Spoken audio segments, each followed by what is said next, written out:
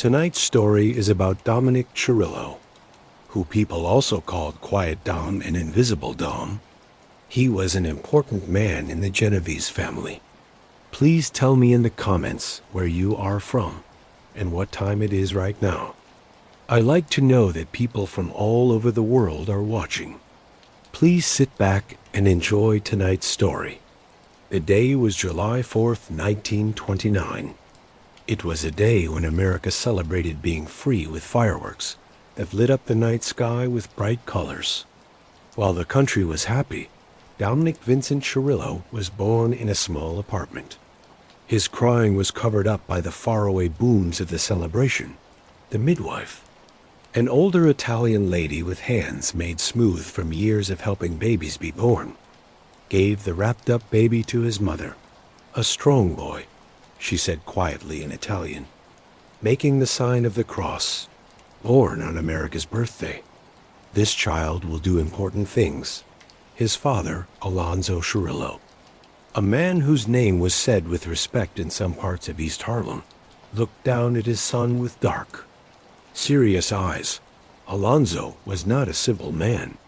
As a captain in the Gigante crime family, which later became the Colombo family, he carried the weight of duty and danger on his wide shoulders.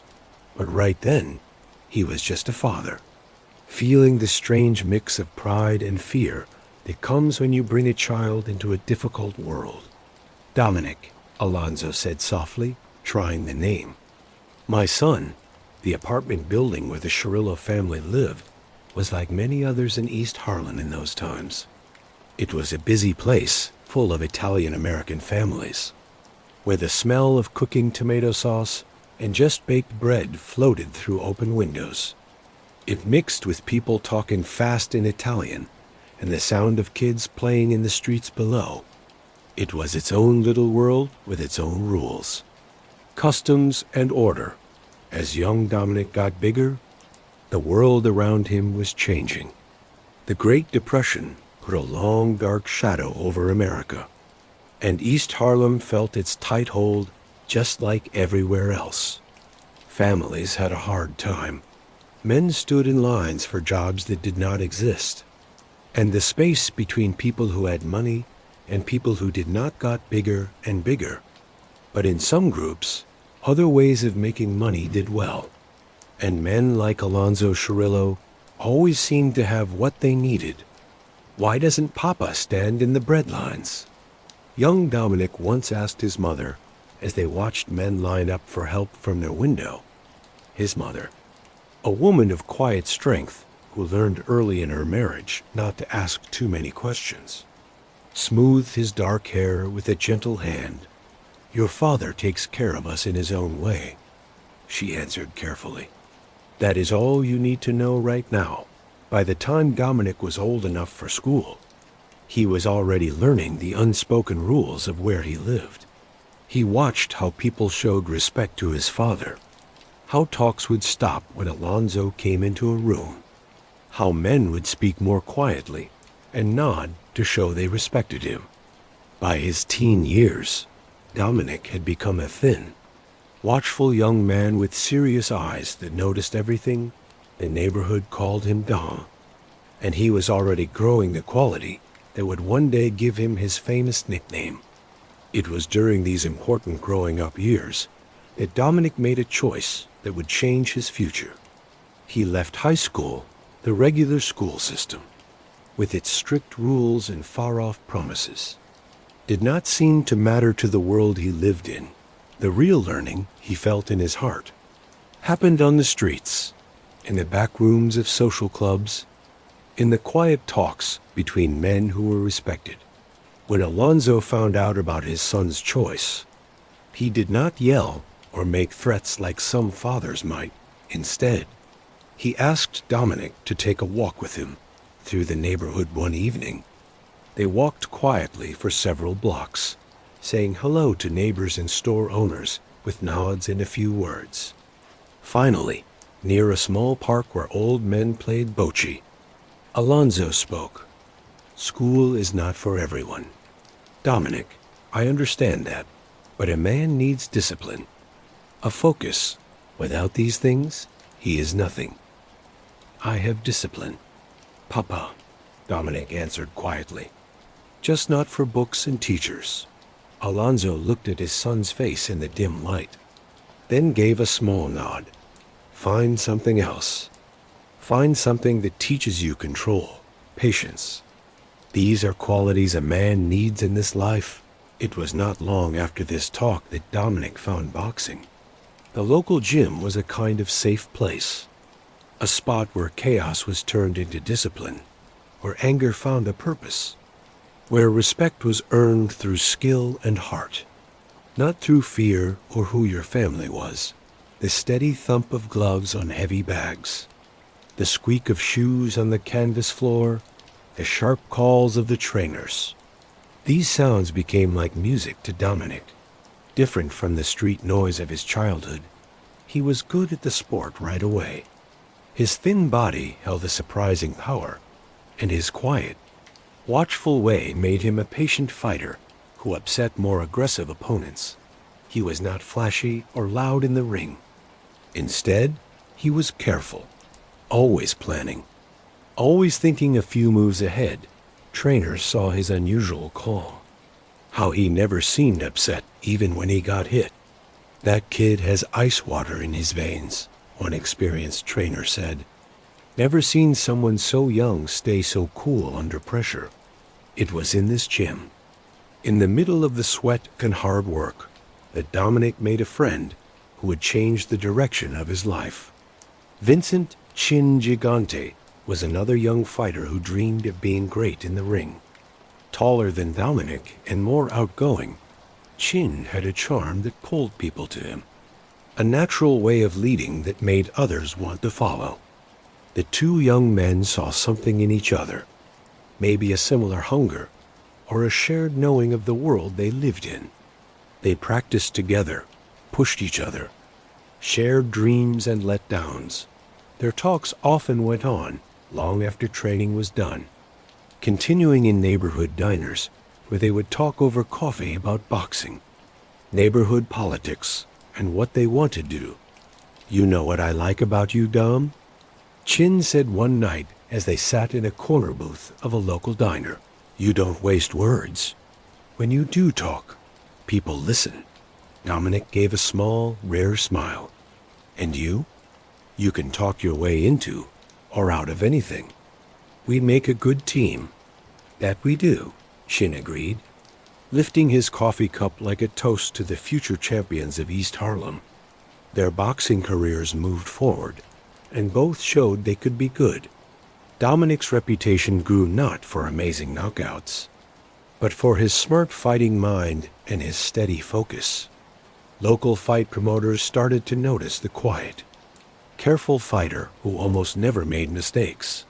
In 1949, a big chance came when Thomas Ryan Eboli took an interest in Dominick's career.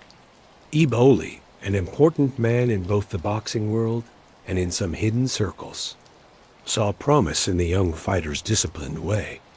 What Dominick may not have fully known at the time was that Eboli was not just any manager. He would later become a boss in the Genovese Crime Family, one of the strongest crime groups in New York. Moving from amateur to professional boxing was more than just a change in title. It was a step into a world where fighting became business, where every match had money on the line as well as personal stakes. Dominick's first professional fight was small, but he won, suggesting he might have a good career ahead. The local Italian-American papers had small stories about the win, saying the young fighter had impressive calm and a smart way of thinking for a moment. It looked like Dominick Cirillo might make a name for himself away from his father's shadow, making his mark in the real world of professional sports. But something changed after that first professional fight. Maybe it was understanding what professional boxing was really like, with its tiring demands and hidden politics. Maybe it was a private talk with his father, or with Eboli about other chances. Or maybe it was simply that Dominick, with his noticing nature, saw that his real talents might be somewhere else. Whatever the reason, after just one professional win, Dominick Cirillo walked away from boxing as a career. He kept training to keep the discipline and fitness the sport had taught him, but he did not look for more fights or championships. The choice confused some in the boxing world who had seen he could be good. But people who knew Dominick well understood he was not a man to be changed once he made up his mind. "You're really done with fighting?" Chin asked him one afternoon at the gym, watching as Dominick hit the speed bag with perfect timing. "For money, yes," Dominick answered without stopping his rhythm. "Some fights happen in the ring. Other fights happen somewhere else." Chin nodded slowly, understanding what was not said. "And you've picked your fighting place." "I've seen my path," Dominick corrected quietly. "There's a difference." As the 1940s ended and the 1950s began, Dominick Cirillo stood at a turning point. The lessons from his childhood, watching his father's quiet power, seeing the complicated social ways of East Harlem, learning the worth of patience and watching, had gotten him ready for something. His time in boxing had made his discipline stronger, taught him to think like a planner, to handle pressure without breaking. These qualities would help him well in the years to come, as he slowly moved deeper into a world where silence was valued, where loyalty was everything, and where power often moved unseen through the streets of New York. The young man born on America's Independence Day was starting to make his own name, a name that would finally earn him the nickname Quiet Dom, a man whose power came not from what he said, but from what he did not need to say. The quiet that had made him different when he was young would become his greatest strength, something that would make people both respect him and fear him just as much. And through it all, the city kept changing restlessly around him. The streets of East Harlem were different, but also somehow the same. The rhythms of life kept going in their never-ending dance of happiness and sadness, power and giving in, loyalty and betrayal. For Dominick Cirillo, this was just the start of a long and complicated journey through the hidden parts of American history.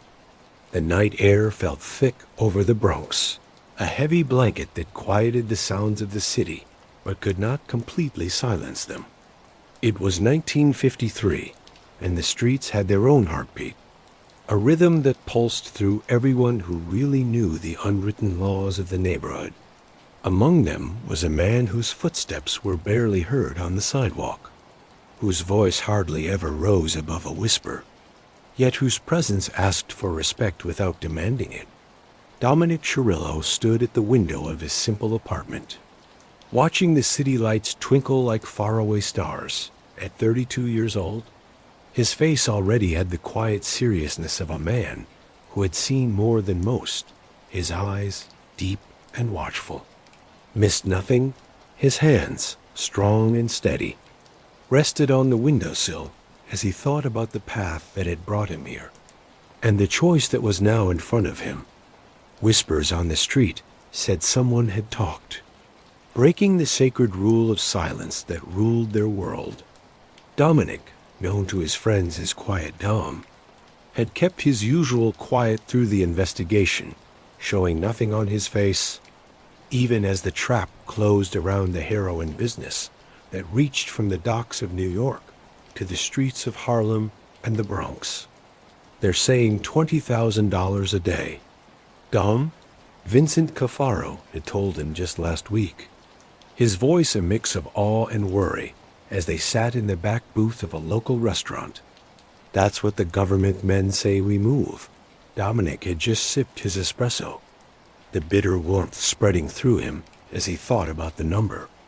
It was an agent's guess, maybe made bigger, but not completely wrong. The books with the real numbers were hidden. Their places known to only a few numbers. Dominick had finally replied, his voice soft but clear. Are just that numbers? What matters is loyalty now. As he turned from the window to face the small living room, where his wife Maria sat fixing a shirt, That loyalty was about to be tested in ways he had always known might happen. "The lawyer called," Maria said, her hand steady even with the weight of her words. Her dark eyes, so much like his own, held a toughness that had drawn him to her from the beginning. "He says you should think about the deal they are offering." The apartment was simple, but very clean. Maria had always been proud of their home, making it warm inside these walls, which was very different from the cold truth of the world outside. "If I take the deal," he said carefully, "there will be some time in prison. Not as much as we would want, but less than they are threatening. And if you don't?" He did not answer right away. They both knew the dangers of going to a trial. The proof was strong, if not complete. More worrying was the chance of being pushed to help them, to name names, to break the code that had ruled his life since he was old enough to know what honor meant. "I will not turn on our family," he said finally. They both understood he did not mean just the family they had made together, but the bigger brotherhood he had promised his loyalty to long ago. Maria nodded, her eyes shining, but no tears fell. "Then we will get through what comes." The next morning, in a government courthouse that seemed made to scare people, with its tall columns and echoing halls, Dominick Cirillo stood before the judge. His back was straight, his voice clear but quiet. As he said he was guilty to the heroin-selling charges, the judge, a man whose face seemed forever set in stern lines, looked down at him over glasses with thin rims. "Mr. Cirillo, do you understand that by saying you are guilty, you give up your right to a trial with a jury?" "Yes, Your Honor." "And you are doing this by yourself, with no one forcing you?" "Yes, Your Honor." The court work went on, a formal dance of legal words and serious statements. Through all of it, Dominick kept his calm, his face showing none of the thinking going on behind his quiet outside. The punishment, when it came, was what his lawyer had guessed. About 4 years at the Federal Correctional Institution in Milan, Michigan. As the guards led him away, he saw a quick look of Maria in the courtroom seats, her head held high even with the whispers around her. Their eyes met for just a second, a whole conversation passing between them without a word being spoken. Then he was gone, led through a heavy door that closed behind him with a final sound that echoed in the courthouse. The trip to FC Milan was a blur of entering steps, transport vehicles, and the slow taking away of who he was that the system did to everyone who came in. By the time Dominick got to the prison in Michigan, he had been made into a number, a set of fingerprints, a list of things to be kept until he got out. The prison itself was big and scary, but not unfamiliar in how it worked. Every place, real or not, worked on order and unspoken rules within days. Dominick had figured out the place, the guards who could be talked to and those who could not, the prisoners who might be dangerous and those who might become friends. "Cirillo," a voice called out one afternoon as he sat alone in the yard, watching what was happening around him with quiet attention. The man who came over was tall and thin, with the hard eyes of someone who had learned to be careful the hard way. "They say you're connected." Dominick neither said yes nor no, just looked at the man's eyes steadily. "I'm Salvatore Gravano," the man went on, sitting down without being asked. "From Bensonhurst. Actions speak louder than claims," Dominick said, his voice holding no challenge, just saying a fact. Gravano looked at him for a long moment before nodding slowly. "Fair enough. In here, we all need friends. I'm offering to be one." It was the first of many talks like this during Dominick's time at Milan. Men came to him, drawn to his calm authority and the stories that swirled around his name. He did not encourage or push away these approaches, keeping a careful distance that was not cold, but not too friendly either. The guards also noticed how he acted. Unlike some prisoners who fought against authority or tried to work the system, Dominick just followed the rules that ran the prison, just like he followed the deeper codes that ran his life outside. Cirillo, a guard named Peterson, said to him once, "In 15 years of this job, you're the quietest wise guy I've ever met." Dominick had just nodded, taking the comment without saying anything back. Letters from Maria came often, carefully written notes that talked about everyday things. Her health, the changing seasons, news about family far away. What they did not say was as important as what they did. There were no talks about business, no secret messages about what the group was doing. Both knew that prison mail was read, and neither would risk making his situation harder in the 3rd year of his sentence. A new prisoner came who knew Dominick from the neighborhood. Anthony Casso was younger, more quick to act, but showed a respect for Dominick that others saw. "They still talk about you on the outside," Casso told him during a meal in the crowded cafeteria, his voice low so only Dominick could hear. "They say you haven't said a word to the government men, not even to make your time shorter." Dominick kept eating his plain meal, not agreeing or disagreeing. "That earns respect," Casso went on. "When you get out, people will welcome you." Dominick finally looked up, his dark eyes meeting Casso's. "I don't worry about doors that haven't shown up yet," he said quietly. In here, there is only today. This way of thinking got him through the rest of his sentence. While other prisoners counted days and complained about conditions, Dominick got used to the rhythm of prison life with the same quiet strength he had shown all his life.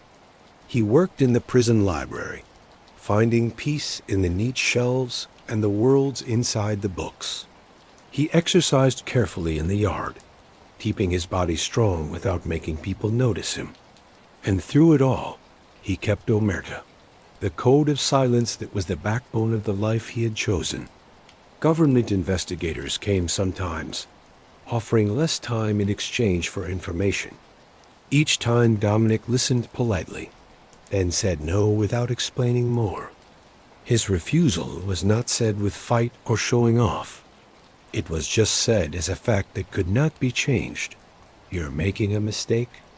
Cirillo, an agent named Donovan, told him during one visit, "Your loyalty is in the wrong place." Dominick had just looked at the man, his face showing nothing of his thoughts. "Is there anything else you wanted to talk about?" he had asked after a moment of quiet. The agent had left upset, as they all did. What none of them understood was that, for Dominick, silence was not just a trick, it was a way of life. A belief that had helped him well in a world where words could be dangerous. In 1957, after serving his sentence, Dominick Cirillo walked out of FCI Milan, a free man, or as free as someone could be, with the weight of parole rules and government watching. The exact terms of his parole were never made public, but people close to the situation understood his movements would be limited. His friends watched. Maria was waiting for him outside the prison gates, her face showing the passing of 4 years, but her eyes as warm and steady as ever. They hugged without words, holding each other with the quiet strength of people who understood that some feelings are too deep for speaking.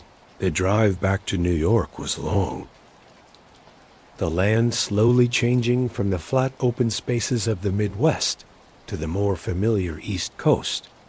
They talked little during the trip, comfortable in a quiet that held no tension. Just the unspoken understanding of two people who had been apart and were now coming back together. "The neighborhood has changed," Maria finally said as they got close to the city. The skyline rose before them like a promise. Or maybe a warning. New faces, new businesses. "Some of the old places are gone," Dominick nodded, watching the city get bigger through the windshield. People change, places change, some things stay the same. She looked at him, understanding the layers under his simple sentence. "Your name still means something," she said carefully. "While you were gone, there were people who spoke of you with respect. Because of how you acted, it was noticed." He reached across the seat and took her hand. Squeezing it gently, "Home first," he said. "The rest will come in its own time."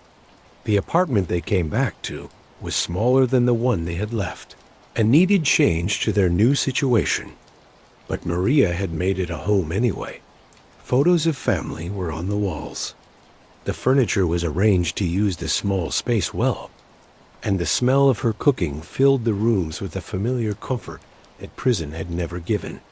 That first night, as they sat at their small kitchen table, sharing a meal that tasted of freedom and possibility, Dominick let himself have a rare moment of open thinking. 4 years changes a man, he said, his voice soft in the quiet apartment, not in the ways people might think, but in deeper ways. Maria watched him, her eyes understanding. "How has it changed you, Dominick?" He thought about the question, taking a sip of wine, a simple pleasure he had missed for so long. "I've learned the worth of patience," he said finally, "and I've learned that strength isn't always about power or control. Sometimes it's about lasting through things." She reached across the table and touched his face gently. "You've always had that strength. It's what will guide you now as you build again." And build he did, though not right away, and not in ways that made people notice. The years from 1958 to 1965 were a time of careful rebuilding, of making connections again in Harlem and the Bronx, without causing the watching that too much being seen would bring. The NYPD, alert to his return and suspicious of what he was doing, arrested him 4 separate times during those years, each time charging him with criminal association, a loose charge that suggested they knew he was reconnecting with his old world, but could not prove specific crimes. Each time the charges were dropped for not enough proof. But the message was clear. He was being watched. Dominick Cirillo walked with careful steps, his shiny shoes barely making a sound on the sidewalk. The neighborhood knew him simply as Dom, though whispers of quiet Dom had started to follow him like loyal friends through the narrow alleys and crowded apartment buildings of his area. The evening air carried the mixed smells of garlic and tomato sauce from Italian homes making dinner, the scent of fresh-baked bread from corner bakeries, and sometimes the metal hint of coming snow. Dom breathed in deeply, liking these familiar feelings as he walked toward a plain social club on Arthur Avenue in the Bronx. Dominick Cirillo had a face that showed little. His eyes, deep-set and watchful, missed nothing while giving nothing away. His suits were perfectly fitted, not flashy enough to draw looks, and not plain enough to seem weak. He had an air of respectful dignity that asked for people to respect him without having to ask out loud. Tonight had special meaning. After years of loyal service, careful moving through tricky loyalties, and showing he could make money without bringing police attention, Dom had been called. The message had come through the right ways. A casual word at a baptism, a nod at a funeral, a seeming chance meeting at the neighborhood barbershop, inside the social club. Cigarette smoke hung in layers under the yellowed ceiling. A few men played cards at worn tables, their talk dropping to murmurs as Dom came in. He nodded respectfully to several older men sitting near the door, men whose power had faded, but whose wisdom was still valued. In the back room, behind a heavy wooden door, waited Vito Genovese's representatives. Vito himself was serving time at the Atlanta Federal Penitentiary, found guilty in 1959 on drug charges that many insiders thought were set up by his rivals. Yet even from behind prison walls, Don Vito's influence was everywhere. His family structure still together, his choices carried out through trusted messengers. The back room had little furniture, a table, some chairs, a religious picture on the wall, and a bottle of anisette with small glasses. 3 men stood up as Dom entered. He knew them all: a consigliere, an underboss, and a captain from his neighborhood. Their faces showed nothing, keeping the poker expressions that had helped them through decades of hidden life. Dominick, the oldest man said, pointing to an empty chair. Sit. The ritual that followed was old, going back to Sicilian traditions, brought across the ocean with the big move from Italy. Questions were asked about loyalty, about family, about honor. Dom's answers came without stopping, his voice steady and respectful. You could have heard a pin drop in that room when it was done, when the words had been said and a saint's card burned in his cupped hands. Dominick Cirillo became a made man in the Genovese Crime Family. The exact date would never be in any official record. No certificate marked the event. No photo remembered the moment. In later years, government investigators would try hard to find out exactly when Quiet Dom had formally joined the ranks of La Cosa Nostra. They would find only whispers, rumors, and the sudden respect shown to him by men who before had treated him just as a promising friend. You understand what is expected, the consigliere said afterward, as they shared small glasses of anisette. It was not a question. I do, Dom replied. These are complicated times, the older man went on. Don Vito believes in you. He says you have the right temper. You listen more than you talk. You think before you act. These qualities are rare and good, Dom nodded, taking the compliment without visible pride.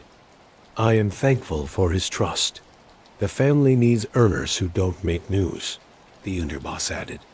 The commission is watching us all carefully after the Appalachian disaster.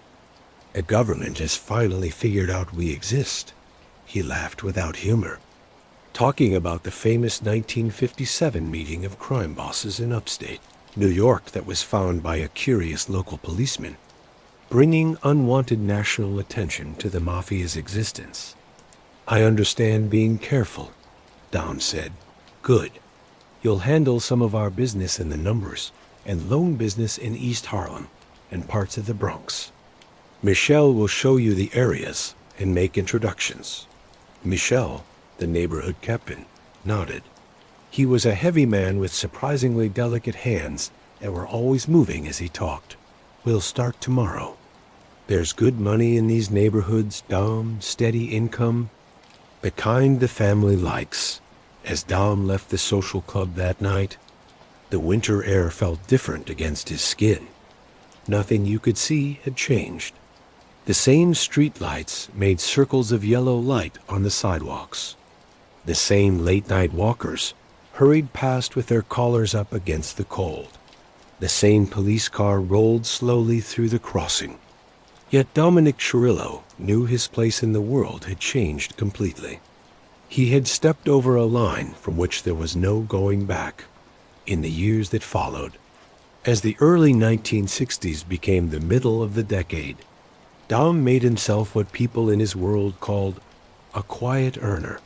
His work in the numbers racket, an illegal lottery very popular in working-class neighborhoods, made steady, predictable money. His loan shark business grew carefully, with Dom showing an amazing ability to tell which borrowers would pay and which needed more convincing. You have a gift. Dom, Michel told him one evening in 1964, as they looked over collection numbers in the back office of a real import business that was used as a cover. You understand people. You can read them, Dom shrugged modestly. I just listen. People tell you who they are if you pay attention. Michel laughed. That's exactly what I mean. Most guys, they're too busy thinking about what they're going to say next. You actually hear what people are saying. This talent for watching helped Dom well as the Genovese family moved through the tricky power changes after Vito's imprisonment. From his cell, Don Vito kept giving orders and making decisions. But real doing needed men on the outside who could be trusted. Slowly, almost without being noticed, a captain named Vincent the Chin Gigante began to become a big power within the family. Gigante had an unusual way to avoid police watching. By the middle 1960s, he had started acting more and more strange in public, wandering Greenwich Village in his bathrobe, mumbling to himself, seeming mentally unwell. Many thought he was washed up, that his mind had broken under pressure.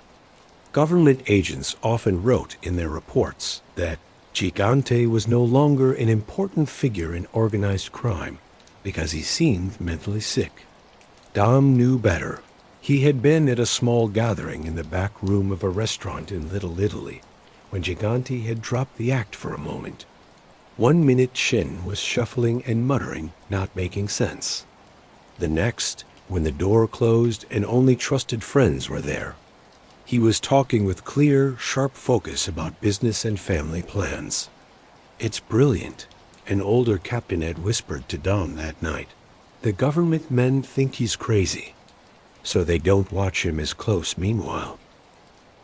He's running things better than most guys with their fancy suits and big mouths."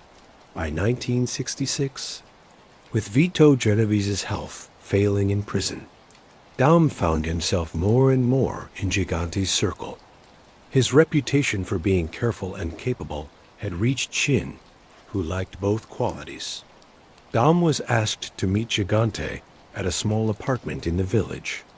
Arriving to find the supposed madman dressed perfectly in a tailored suit. "Clear-eyed and focused, Dominick," Gigante said, his voice soft but commanding as they sat in the simply furnished living room. "I've been hearing good things. You run a tight operation. No complaints, no police heat. Just steady money." "Thank you, Mr. Gigante. I try to keep things simple." Gigante nodded approvingly. "Simple is good. Simple works." He looked at Dom for a long moment. "I need someone who understands being careful. Someone who can carry messages that don't need to be written down or said over telephones." Dom understood right away.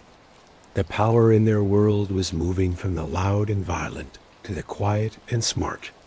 "Don't be honored yet," Gigante said with a small smile. "Wait until you see what I'm asking." He leaned forward. "Things are changing. Vito won't be with us much longer. There will be adjustments. I need someone who can move between our captains. Someone who doesn't get attention. Someone they all respect without feeling threatened by." While Chin kept his detailed public act of being mentally unwell, Dom became his eyes and ears through the family's work. He would get quiet instructions during seeming random meetings with Gigante in church, at funerals, or during Chin's famous bathrobe walks through the village. Dom would then take these instructions to captains and soldiers through the family. Always in person, never by phone, never in writing.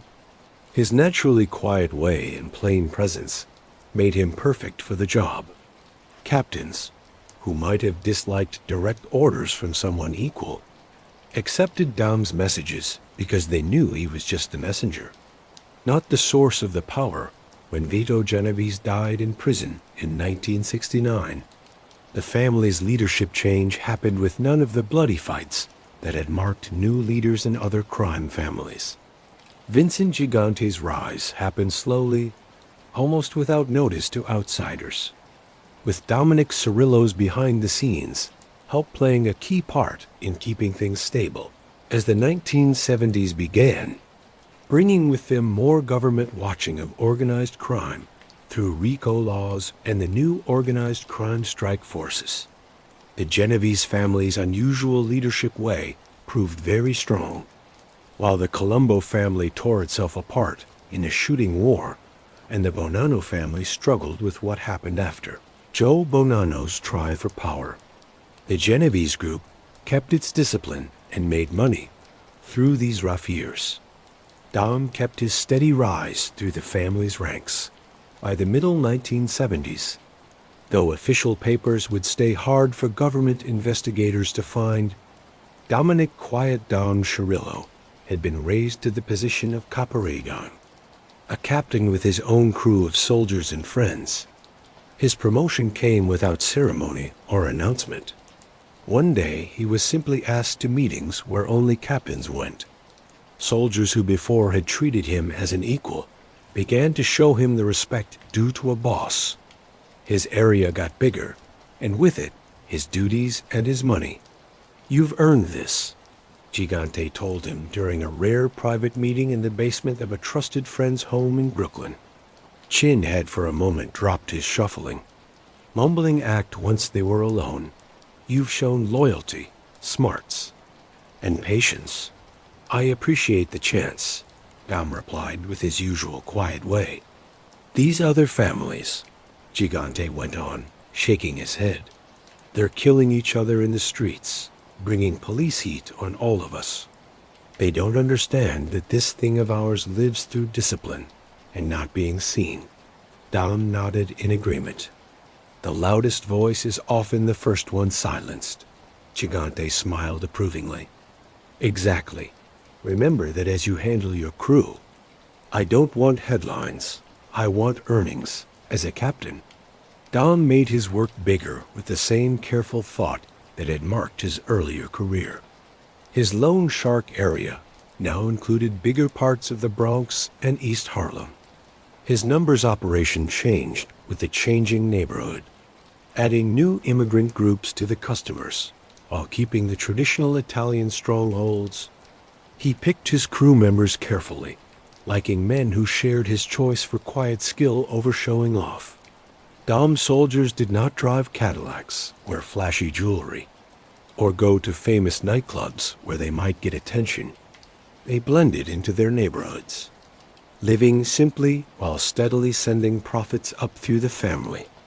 FBI watching during this time sometimes caught pictures of Dom with known Genovese friends, but the reports often said it was hard to tell his exact job. One partly blacked out paper from 1977 said, "Subject Cirillo seems to get big respect from known Genovese members, but keeps such a low profile that finding his exact rank in the organization is still a problem." What government investigators could not catch in their photos or wiretaps was the growing influence Dom had through his close friendship with Vincent Gigante. As Chin perfected his crazy act, appearing in public in bathrobe and slippers, muttering not making sense, and even checking himself into mental hospitals sometimes, Dom more and more served as his real connection to everyday work. Their way of talking was masterfully simple. Dom would often visit the same Greenwich Village church where Gigante went to Mass every day. They would seem to meet by chance, exchange short pleasantries where any watchers could see, then share a few moments of seeming innocent talk where important family business was done in quiet tones. "My mother sends her hello," Gigante might mumble, seeming a little confused. "She wants you to talk with her cousin in Brooklyn about that thing with the restaurants." Dom would nod understanding, figuring out the coded message about fixing a problem with a Brooklyn crew's restaurant protection racket. By the end of the 1970s, as other Mafia families stumbled from big prosecutions and inside fights, the Genovese family, with Gigante's smart guidance and Cirillo's quiet doing, had made its place as maybe the most powerful and surely the most disciplined of New York's 5 families. For Dominick "Quiet Dom" Cirillo, the decade had changed him from a newly made man to a respected captain with big duties. Yet through it all, he kept the simple way that had earned him his nickname. In a world where many wanted recognition and feared being forgotten, Dom had found the power of being overlooked, of being the shadow instead of the light. As he walked the same Bronx streets where he had grown up, now asking for respect with just his presence, Dom thought about the path that had brought him here. The neighborhood had changed. Buildings got old. Faces came and went. Businesses opened and closed. but the bass rhythm stayed the same. People still needed to believe in luck, still placed their numbers bets, hoping for big money. People still found themselves short of cash before payday, still came looking for loans at interest rates that would never be in bank windows. And in this world of shadows and whispers, Quiet Dom had found not just a living, but a calling, moving silent through the darkness, carrying messages that shaped an unseen empire, earning his place in an order that officially did not exist. In the shadow-filled streets of New York City's East Harlem, where the buildings stood like old guards, keeping ancient secrets, Dominick Cirillo moved with the quiet grace of a man who understood the worth of silence. The early 1980s had brought changes to the concrete jungle. Some parts of the city shone with new money, while others broke under neglect. But through it all, the man they called Quiet Dom moved with careful exactness, his footsteps barely heard on the cracked sidewalks of his area. It was a crisp autumn morning when Dominick drove his old Buick into the driveway of his simple Bronx home. The car, with its faded paint and small dents, was a planned choice, part of the plain look he had built over decades in the Genovese crime family. The two-story house needed work, peeling paint around the window frames, a slightly drooping gutter, but it was just how he wanted it. Nothing that would draw looks. "Morning, Mr. Cirillo," called Mrs. Rossetti from next door, watering her carefully tended roses. Dominick gave a polite nod and a gentle smile. "It is indeed, Mrs. Rossetti. Those roses are looking lovely." This was the Dominick his neighbors knew, a quiet, respectful family man who kept to himself.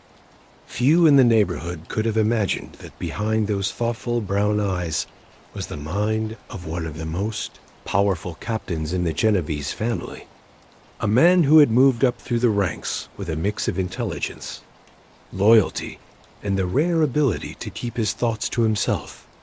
Inside the house, Dominick carefully hung his jacket in the closet and put his keys in the ceramic dish his daughter had made in school years ago. The home was simply furnished, but very clean. Family photos lined the walls showing birthdays, graduations, and holidays to anyone looking in. It was the home of a regular middle-class Italian-American family. The telephone rang, its sharp sound cutting through the morning quiet. Dominick answered it with a measured, "Hello," his voice calm and controlled. "It's Tony. We need to talk. The usual place." "1 hour? I'll be there," Dominick replied simply before hanging up. He stood for a moment, looking at a family photo on the wall. His world was divided into carefully separate parts: family, business, loyalty. He never let them mix into each other. The usual place was a small Italian cafe hidden on Arthur Avenue in the Bronx. The owner, an old country Italian named Giuseppe, had known Dominick for decades and understood the worth of being careful. The back room was always ready for Dominick and his friends, with its separate door and thick walls that muffled talk when Dominick arrived. Vincent the Chin Gigante was already sitting at the corner table, a cup of steaming espresso in front of him. "Dom," Gigante said with a small nod. "Good of you to come." Dominick sat across from him. "Of course, Chin. What's on your mind?" Giuseppe brought Dominick his usual espresso with 1 sugar without being asked, then quietly left, closing the heavy wooden door behind him. Gigante leaned forward, his voice dropping to almost a whisper. "Castellano's losing his hold on the Gambinos. That hothead Gotti is getting ambitious." Dominick took in this information silently. Paul Castellano, boss of the Gambino family, had been getting more criticism from inside his own ranks. John Gotti, a flashy captain who liked publicity and expensive suits, was everything that men like Dominick and Gigante were not. "What have you heard?" Dominick finally asked, his words measured. Gotti is gathering support. He's flashy. Talks a good game about bringing in more money. The younger guys like that. Gigante's weathered face showed dislike. He's forgetting our ways, drawing attention. Dominick nodded slightly. In their world, attention was dangerous. It brought watching, investigations, charges, the old ways, working in the shadows. Talking in code, keeping a simple look, had kept the Genovese family fairly safe from the big prosecutions that had hurt other families. We need to be ready, Gigante went on. If Gotti makes a move against Paul, it changes everything. The commission areas, operations, it all gets tricky. Gigante sipped his espresso. I'm calling a meeting, just the inner circle. We need to talk about what might happen. The delicate balance of power that had described New York's 5 families for decades was shifting under their feet. Dominick understood, maybe better than most. That change in their world rarely came peacefully. Over the next several months, Dominick made his loan shark operations bigger with his usual care. Money lending had always been one of his skills. He had an amazing ability to judge risk, to know who would pay and who would not, and to collect without the extreme violence that often brought police attention. His operation grew steadily, with friends in construction, waste management, and the clothing district, all carefully handled to look real. You're worried about something, she said simply. It was not a question. Dominick looked at her with appreciation. 27 years of marriage had given her a feeling about his moods that no one else had. Just business, he replied gently. Nothing for you to worry about. She never asked for details. Their unspoken agreement from the beginning. But she knew when trouble was coming. Be careful, was all she said, reaching over to squeeze his hand briefly before going back to her knitting. The storm broke on December 16, 1985. Dominick was at a small social club in the Bronx when the news came.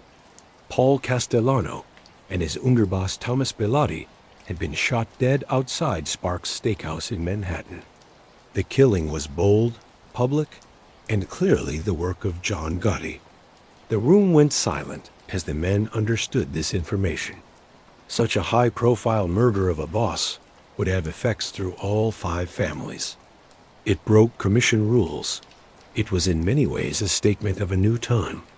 Dominick excused himself and found a payphone in the back hallway. He dialed a number from memory. It's me, he said when the line connected. You've heard. Yes, came Gigante's voice. Unusually tight. Come to the club. That night at 9 o'clock. In a small, dimly lit room above a social club in East Harlem. Gigante gathered his most trusted men. Dominick sat quietly, watching the different reactions around the table. Some were angry, some nervous, some thinking. Gigante himself was coldly furious. This changes everything, Gigante said. His usual mumbling public act completely gone. Gotti didn't just kill Paul. He killed tradition, rules, respect. An older captain named Antonio nodded seriously. The commission should have been asked. This was not how things are done. Gotti thinks the old ways are finished, another man added. He wants to be a celebrity gangster, his picture in the papers, his name on everyone's lips. Dominick, who had been quiet until now, finally spoke. And that makes him dangerous, not just to us, but to himself and everyone around him. Attention brings police heat. Gigante's eyes met Dominick's. There was understanding there. Both men had built their power on thinking ahead instead of acting fast. We need to be smart about this, Gigante said. Gotti will expect payback. He'll be watching for it. We need to be patient. To plan. The meeting went on late into the night, with plans being carefully made for an answer to Gotti's power grab. Not a hot-headed immediate payback, but something more planned, more patient, more like the Genovese way of doing things. Through early 1986, Dominick went to a series of secret meetings with Gigante and friends from the Lucchese family. Unknown to them, FBI agents took photos of several of these gatherings from hidden watching spots, pictures that would later become proof in different prosecutions. At one such meeting in a closed restaurant in Queens, Anthony Gaspipe Casso of the Lucchese family suggested a direct fix to the Gotti problem. A car bomb, Casso said. His voice matter-of-fact. Quick, works. Sends a message. Violence was part of their world. Unavoidable sometimes, but such actions always had results. Ripple effects that could last for years. His own choice had always been for less dramatic solutions. But he understood the thinking behind Casso's idea. Gigante turned to Dominick. Your thoughts? Dom. All eyes moved to him. This was why he was valued in the inner circle, not for his ability for violence, but for his judgment. If we do this, Dominick said carefully, it needs to be clean, untraceable, and we need to be ready for what comes after. Gotti has supporters. They'll want blood. The planning went on methodically over the next weeks. Dominick's job was mostly giving advice, helping to coordinate, to make sure things were safe, to think through what might happen. The actual mechanics of the planned hit would be handled by others. However, the plan never happened. More government watching, and maybe a leak from inside their group, made them give up the car bomb plan. Gotti would keep his rule as the dapper don of the Gambinos for several more years, before government prosecutions finally took him down. Through this rough time, Dominick kept his deliberately simple life. While Gotti made headlines with his $2,000 suits and high-profile social appearances, Dominick kept driving his old Buick to his plain Bronx home. He coached his son's baseball team on weekends and went to church with Teresa on Sundays. His neighbors kept seeing him as a quiet, respectful family man, exactly the look he had built. But behind this careful front, Dominick's influence within the Genovese family kept growing. While some reports in the media would later call him Gigante's underboss during this time, court papers more correctly listed him as a senior captain. Still a place of big power and duty. On a warm evening in late summer 1986, Dominick sat on the porch of his Bronx home, watching the neighborhood children play in the fading light. The Vitali boy has gotten so tall, she said, nodding toward a tall teenager bouncing a basketball. He has, Dominick agreed, his mind partly somewhere else. Earlier that day, he'd learned that government agents had been asking questions about him at several businesses in his area. Nothing unusual.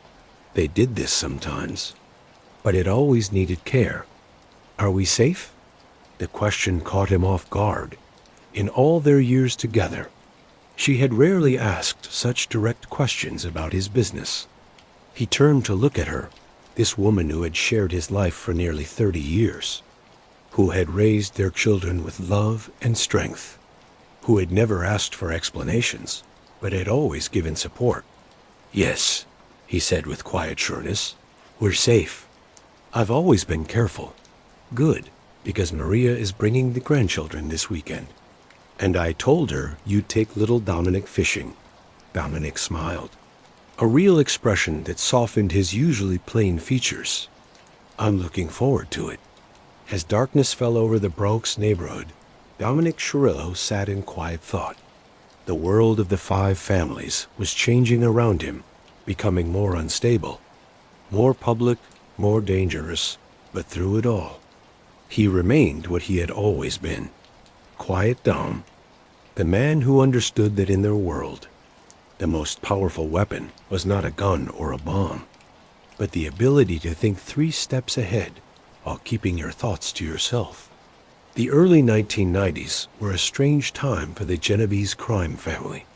As Gigante's legal fights went on, making an empty space at the top of the family, Dominick Cirillo stepped into the opening, not with a show or statement, but with the quiet skill that had marked his rise through the ranks.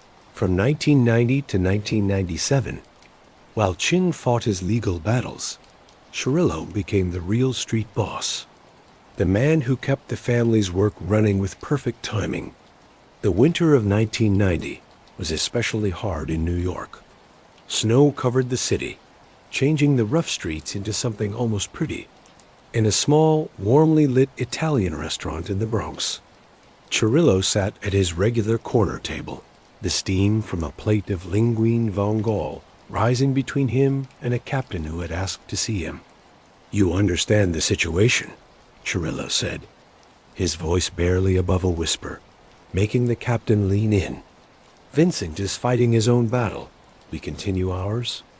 Nothing changes except who you talk to." The captain nodded, understanding the seriousness of the moment. Cirillo wasn't taking power. He was keeping it, protecting the family's interests while their official leader was not available.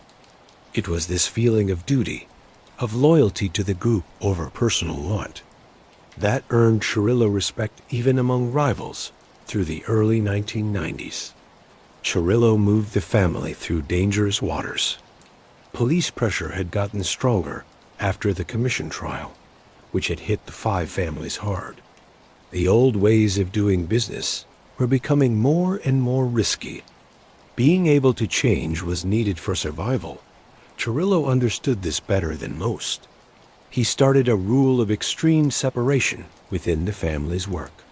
Crews worked with limited knowledge of each other's doings. Information moved up through layers of buffers and go-betweens.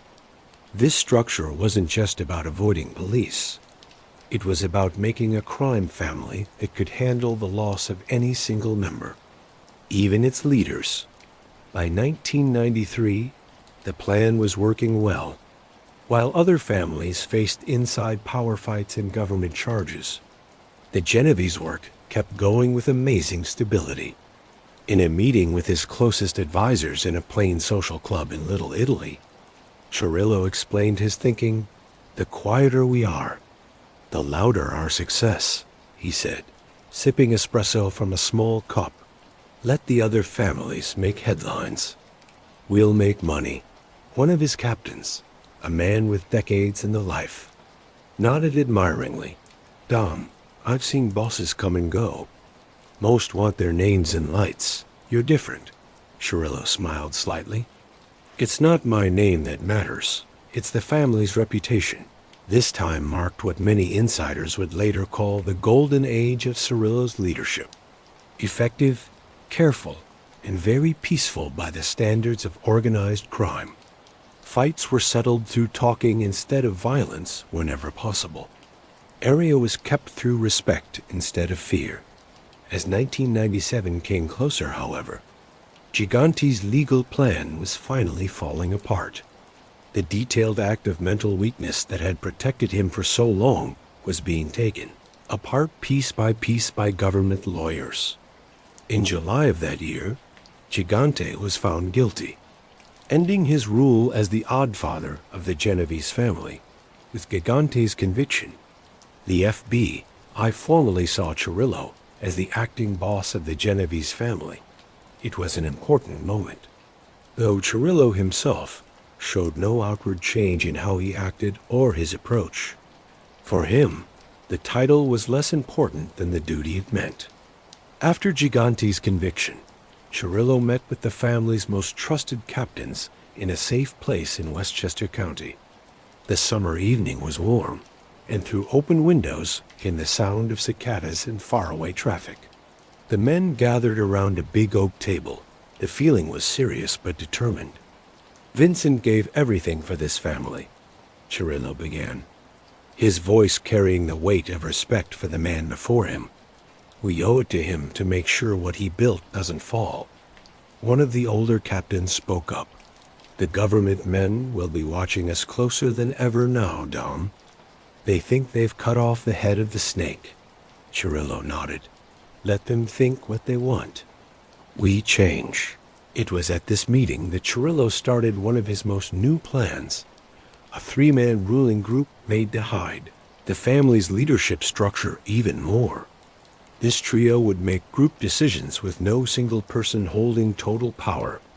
It was a big change from traditional Mafia order, but it fit perfectly with Cirillo's belief in secrecy and shared duty. From now on, big decisions go through the three of us, he explained, pointing to the two captains who would join him in this new structure. We meet separately, talk through go-betweens, leave no pattern for them to follow. The plan was met with agreement from the gathered leaders. They saw it was smart. Not only did it protect the group from being hurt by police, but it also guarded against the ambition that had torn apart other families when power was in a single person's hands. Through late 1997 and into 1998, this system worked very well. The Genovese family's work kept doing well even as other crime families faced more watching and inside conflicts. Cirillo's leadership style, thoughtful, measured, and always focused on long-term stability over short-term gain, had made a criminal group that worked more like a company than a traditional mob family. In the spring of 1998, Cirillo met with an old friend and partner at a small fishing spot on City Island. The two men sat side by side on a worn bench, fishing rods over the gentle waves of the Long Island Sound. Few words passed between them. They had known each other long enough that quiet was comfortable. "You know," the friend finally said, "what you've built is impressive. Dom, most guys in your position, they last a year, maybe two, before someone tries to kill them, or the government men put them away. You've made it look easy." Cirillo kept his eyes on the water. "Nothing about this life is easy. You just make the hard choices quietly. That's always been your way, hasn't it?" "The quiet way." Cirillo nodded, a small smile at the corners of his mouth. "It served me well. What neither man knew that peaceful spring day was that Cirillo's time as the family's leader was coming to an unexpected challenge, not from police or rival families, but from his own body. In mid-1998, Cirillo had a major heart attack. For a man who had moved through the dangerous waters of organized crime for decades, it was an enemy he could not scare or outthink. It happened during a family dinner at his Bronx home.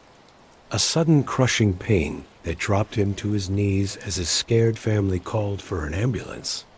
In the sterile white of a hospital room, surrounded by beeping machines and the smell of antiseptic, Cirillo faced maybe the hardest decision of his career. His doctors were clear.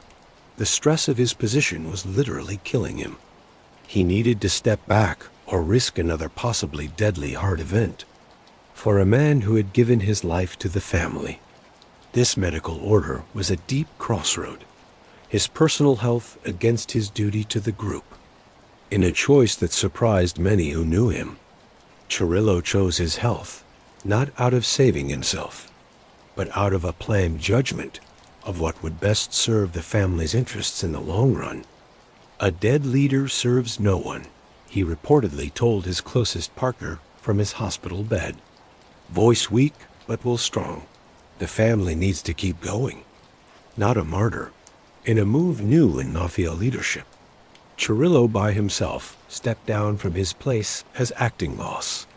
Instead of picking a single person to follow him, he made a ruling panel of trusted captains Liborio, Barney, Belomo, Ernest Ernie Muscarella, and Alan Baldy Longo. This panel would together take the duties he was giving up. The change happened without the bloodshed or power fights that usually came with leadership changes in La Cosa Nostra families. It was a sign of the respect Cirillo asked for that his decision was accepted without challenge. The panel system he started would go on to include people like Lawrence Little Larry Dentico and John Johnny Sausage Barbato, making a leadership structure that proved very strong against police efforts to take it apart. By late 1998, as Cirillo focused on getting better, the leadership had effectively moved to this panel. Yet his influence remained, even from the side. His advice was asked for on big decisions. His reputation as a voice of reason and planning thinking kept shaping the family's direction. The question of whether Cirillo officially held the acting boss title after July 1998 became a matter of some confusion even among police. Some D notes from 1999 still listed him as the boss, showing how well the family's hiding plans worked. The very unclarity around the leadership structure was in many ways the result of Cirillo's vision. A crime family whose work couldn't be stopped by aiming at any single person. During this time of change, rumors naturally swirled through the hidden world. One especially lasting claim suggested Cirillo had approved the 1998 murder of Captain Ralph Coppola. This claim would stay argued, with some insiders strongly saying Cirillo was not involved and others suggesting it was his last act of leadership, tying up a loose end before stepping back. What stayed not argued was Cirillo's legacy as a leader who had changed the Genovese family during an important time in its history. Under his guidance, the family had changed from traditional order structures to a more fluid, changeable group able to handle the increased police pressure of the modern time. As the 1990s ended, Dominick "Quiet Down" Cirillo had made solid his place in the stories of organized crime, not through showiness or cruelty, but through a quiet skill that let the Genovese family do well while others stumbled. His story was far from over, but this part his rise to leadership and his dignified step back from power showed the qualities that had earned him his nickname and the respect of friends and enemies alike. In the hidden world's unwritten history, Cirillo would be remembered not for how loudly he ruled, but for how effectively he led from the shadows, a man whose whispers carried more weight than the shouts of others. In the fading light of the 20th century, when the streets of New York still whispered with the echoes of a past time of organized crime, Dominick "Quiet Down" Cirillo moved through the shadows with the practiced ease of a man who had made not being seen his greatest tool. The year was 1999, and the Genovese Crime Family, once the most powerful criminal group in America, was changing to a new place. One where government, lawyers, and watching had forced the old ways to grow. Dom sat alone in the back room of a small social club on Arthur Avenue, the heart of the Bronx's Little Italy. The room smelled of espresso and cigar smoke, a comforting familiarity that had stayed the same for decades while the world outside changed. His weathered hands, marked with the fine lines of a man in his 70s, held a small cup of coffee. The steam rose in delicate spirals before his thoughtful eyes. "Mr. Cirillo," a young man said at the doorway, his voice hushed with respect. "They're all here," Don nodded, taking a last sip of his coffee before standing up. He straightened his perfectly tailored suit. Around an old wooden table sat Lawrence "Little Larry" Dentico and Pasquale "Patsy" Perillo, experienced captains whose loyalty to the family went back generations. These men, along with Dom, would form the new ruling panel of the Genovese family, a planned change to the government's constant chasing of single leaders. "Gentlemen," Dom spoke softly, his voice barely above a whisper, yet asking for complete attention. "We find ourselves in changing times." Lawrence Dentico nodded seriously. "The government men are watching everything, every phone, every restaurant, every funeral, which is exactly why we must grow," Dom replied, easing into his chair. "The old ways of a single boss are too weak. A panel gives us strength. If one falls, the family continues." Pasquale Perillo, a man whose calculating mind had helped move the family through earlier problems, leaned forward. "The commission hasn't met right in years. The other families are working alone. This makes chances." Dom's eyes, still sharp despite the passing years, looked at each man carefully. "And risks, but yes, I've been thinking about reaching out, rebuilding those bridges carefully. The talk went on as they discussed the state of their work loan sharking, gambling, union control, and the more and more important real businesses that gave both cover and real money.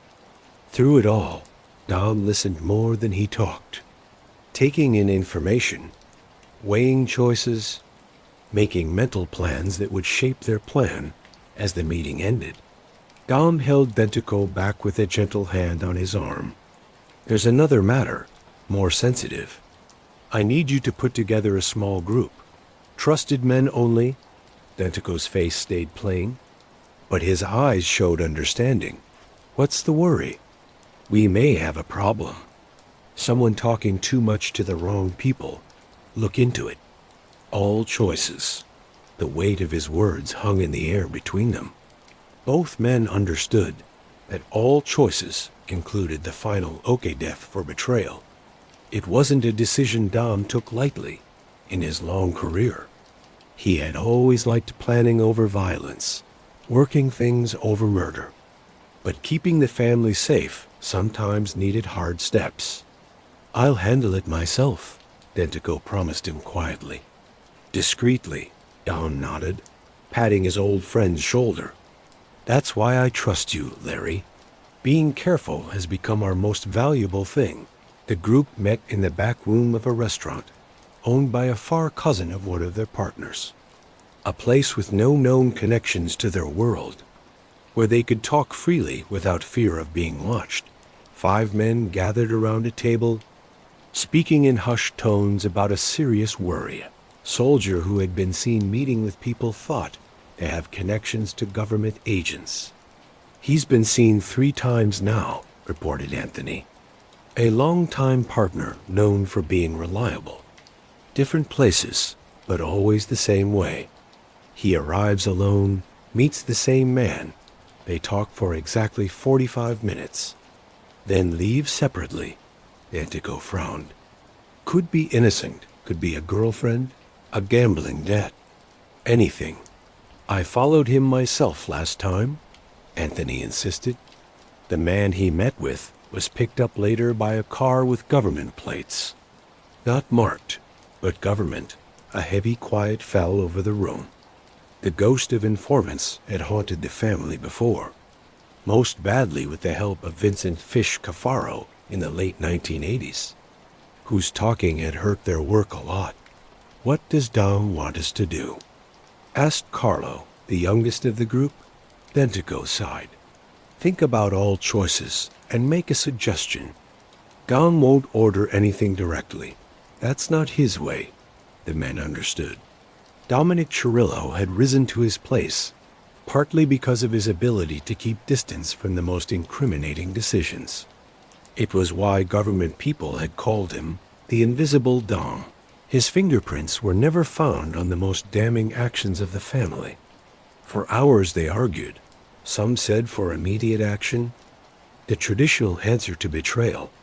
Others said for more watching, getting solid proof before taking a step that could not be taken back if he is talking. Every day we wait is another day. He could be giving them information about all of us, argued Salvatore, a captain known for his hard positions. And if he's not, countered Dentico, we've killed an innocent man and maybe made exactly the kind of police heat we're trying to avoid. The argument went on well into the night with no answer reached. They would need to get more information, watch more carefully, and report back to Dom with what they found through 2000. Dom kept his careful care of the family's interests in the Bronx. To people who lived and worked in the neighborhood, he was simply a respected older businessman, often seen taking his morning coffee at the same cafe, saying hello to store owners, sometimes going to Mass at Our Lady of Mount Carmel Church. Few would have guessed this gentlemanly, soft-spoken man in his 70s was running a complex criminal business that reached across many states and industries. The local business owners who greeted him warmly didn't know their small protection payments filtered up through a carefully made system to finally reach his partners. The construction contractors who asked for his advice on big projects didn't fully understand the web of union control and political influence that made his OK so valuable. This two-sided life defined Dom's existence. Achi, man who could play with his grandchildren in the afternoon and discuss, maybe getting rid of a suspected informant in the evening. He had mastered the separation needed for survival in his world. On a crisp autumn day, Dom got word that a full commission meeting had been called. The first in 14 years, the commission, once the top ruling body of American organized crime, had been effectively dead since the famous Mafia commission trial of 1985-86 had destroyed its leadership. Why now? Dom asked Dentico as they walked through a small park, their talk covered by the sound of children playing nearby. What's changed? The Colombo situation has calmed down. The Lucchese's have new leadership. Everyone feels it's time to make some rules again. Avoid unnecessary fights, Dentico explained. They're asking especially for Genovese representation. Dom nodded thoughtfully. They're asking for me. Yes, but you know it would be unwise to go yourself. Of course. You'll go in my place. Listen carefully. Promise nothing without talking to me first. And stress our want for peace and profitable working together. Dentico would represent the Genovese interests at this historic meeting, carrying Dom's power while giving his boss the protection of being able to say he knew nothing. It was a sign of Dom's diplomatic reach that the commission was meeting again, and all a sign that despite the government's best efforts, the old structures of organized crime were changing, not disappearing. In his simple home in the Bronx, Dom sat in his study, looking over handwritten notes that detailed the group's findings about the suspected informant. The search had been thorough, showing patterns that could not be easily explained away. The person, Michael, was a soldier who had been with the family for nearly 15 years. His father had been connected too, making his possible betrayal even more upsetting. The proof was based on circumstances, but strong, unexplained cash deposits, meetings with people connected to police, and most damning of all, his absence from certain places right before raids happened. Dom closed his eyes, feeling the weight of the decision before him. In the old days, such matters were often solved quickly and brutally, but those methods had brought heat and ruin to the families. The modern way needed more subtlety, more certainty. A soft knock at the door stopped his thoughts. His son came in carrying a tray with coffee and biscotti. You've been in here for hours. Pop, he said, putting the tray down. Everything okay? Dom smiled warmly at his son, who had chosen a real path in life. A decision Dom had quietly encouraged, despite the expectations that had surrounded the son of a made man. Just business matters. Nothing for you to worry about, his son stayed, looking at his father's face. You look tired. Maybe you should think about stepping back more, enjoying your grandchildren while they're still young enough to want to spend time with their grandpa. Dom chuckled. Soon, perhaps, there are still some matters that need my attention. After his son left, Dom went back to the papers before him. The group had given 3 choices. Continued watching. A direct face-to-face to judge guilt through reaction. Or the final solution. They had not made a suggestion. Leaving the final decision to him, a duty he had carried for decades. Dom reached for his phone and dialed a number from memory. When the line connected, he said just a few words. Keep watching. No action yet. I want to be sure. The fate of the suspected informant stayed undecided. The sword hung by an increasingly thin thread in the closing months of 2000. Tensions within the bigger organized crime place began to simmer. The brought-back commission had made new area agreements, but old grudges and ambitions threatened the fragile peace. Dom found himself more and more asked to settle fights. His reputation for fairness and practicality making him a natural peacemaker. The Lucases are pushing into the construction sites in Queens, reported Anthony during one of their regular meetings. They're bidding lower than our contractors and threatening the unions if they don't work with them. Dom listened, his fingers together before him. And what do they say when confronted? They claim it's open area based on the new agreements. A misunderstanding? Obviously, or a deliberate testing of limits, Dom said. Have Larry set up a meeting with their underboss, informal, respectful. Remind them of the exact words agreed on at the commission meeting, no threats. No accusations, just clarity. This was Dom's approach to leadership, measured, planned, focused on long-term stability rather than short-term wins. Police groups kept their constant chasing, with the FBI keeping big watching operations on known partners. Yet, Dom stayed largely untouchable. The invisible Dom, whose talks were never caught on wiretaps, whose orders were never directly traced back to him. They're watching the club again, Pasquale told him during a chance meeting at a neighborhood funeral. New agents trying to look like they belong in that same black car they always use. Dom nodded almost without being seen. Then we'll keep our meetings at Maria's bakery. Her son put in that new back room last month. Perfect for a few old friends to play cards, wouldn't you say? This constant changing, this fluid answer to pressure, marked Dom's leadership style, where others might have answered with violence or threats. Dom simply adjusted, finding new paths of least resistance, like water flowing around blocks. As the year 2000 ended, Dominick "Quiet Down" Cirillo stayed a puzzle, one of the most powerful criminal figures in America, yet almost unknown to the general public. The spring of 2004 had brought with it not only the familiar smell of blooming trees in the city parks, but also a heaviness that settled over the Cirillo house. Dom sat alone in his study, fingers touching the worn edges of a family photograph. His weathered face, marked by years of careful thinking and measured answers, showed nothing of the storm building inside. Nicholas, his son, had always been different from him, quick to anger where Dom was cool, acting fast where his father was careful. The boy had his mother's eyes, and unfortunately none of his father's control. Dom had tried to guide him, to teach him the unwritten codes that had kept him alive in their world for decades. But some lessons couldn't be taught. They had to be lived. You can't just go around disrespecting made men.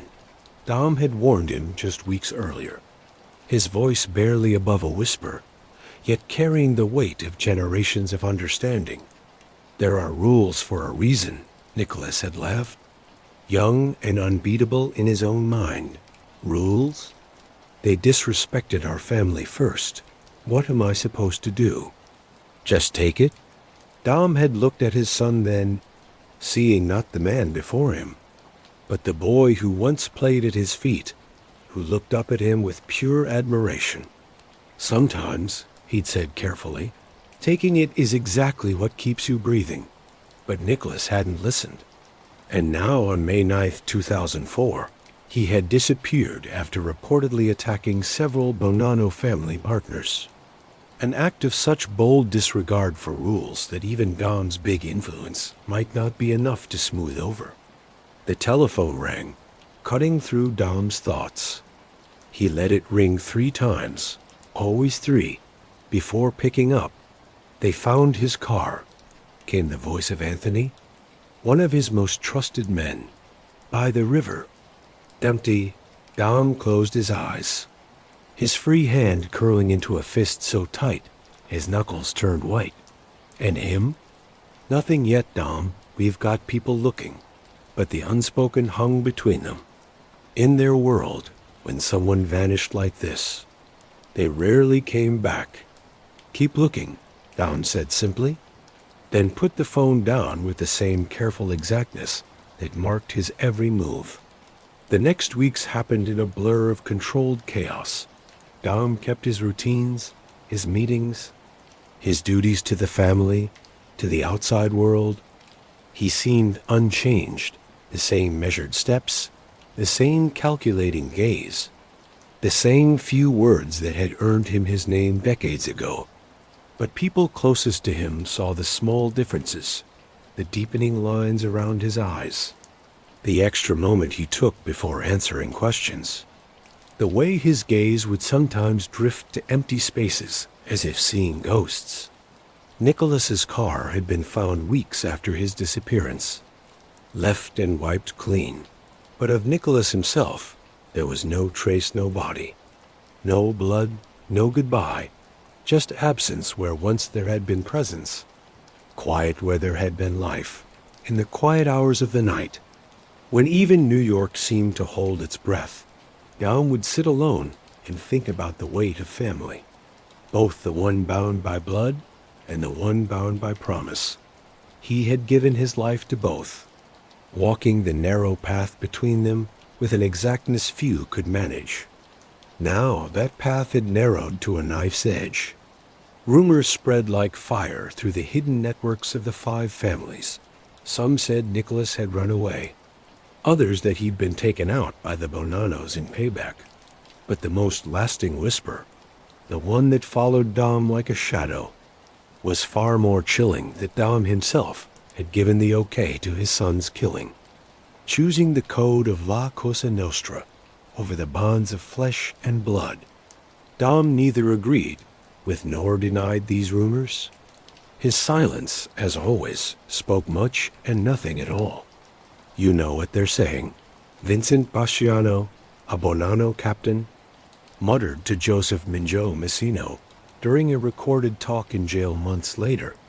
That came from Dom, his own son. Can you believe it?